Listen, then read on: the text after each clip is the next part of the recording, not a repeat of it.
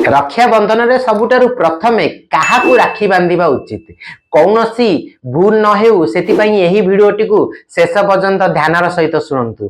अनेक लोक जानि नथांती जे रक्षा बंधन दिन सबुठारु प्रथमे काहाकू राखी बांधिबा उचित यही परंपरा और धार्मिक मान्यता विषय रे आज जानि रखंतु। रक्षा बंधन भाई भौणी पवित्र संपर्कर पर्व एही दिन राखी बांधिबा समय रे भक्ति और श्रद्धार विशेष महत्व रही।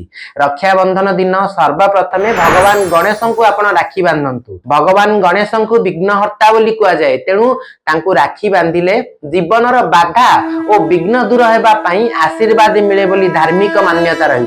द्वितीय रे आपण जहांकु निजर इष्ट देवता भावे मानंती माँ दुर्गा, माँ काली, भगवान राम, भगवान शिव किंबा अन्य कौन इष्ट देवता आपण तांकु आपण राखी बांधतु।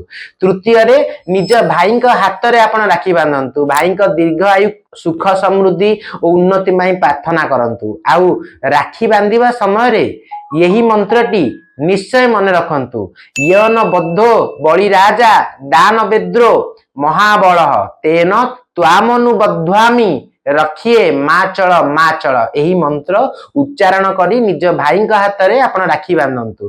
धार्मिक मान्यता अनुसार यही परी भाव में रक्षा बंधन पालन कले भगवान आशीर्वाद मिले एवं भाई जीवन में सुख समृद्धि उन्नति शुभकामना करा जाए। तेणु यही रक्षा बंधन विशेष पर्व को श्रद्धा और भक्तिर सहित पालन आपण करंतु। तेणु यही सूचनाटी निश्चय मन रखंतु एवं यही वीडियो को समस्त पाखक शेयर करंतु, जहा द्वारा प्रत्येक भाई भौणी यही सूचनार लाभ उठाई पारिबे।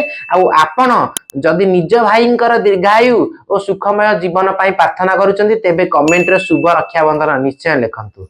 हरि ओम नमः शिवाय।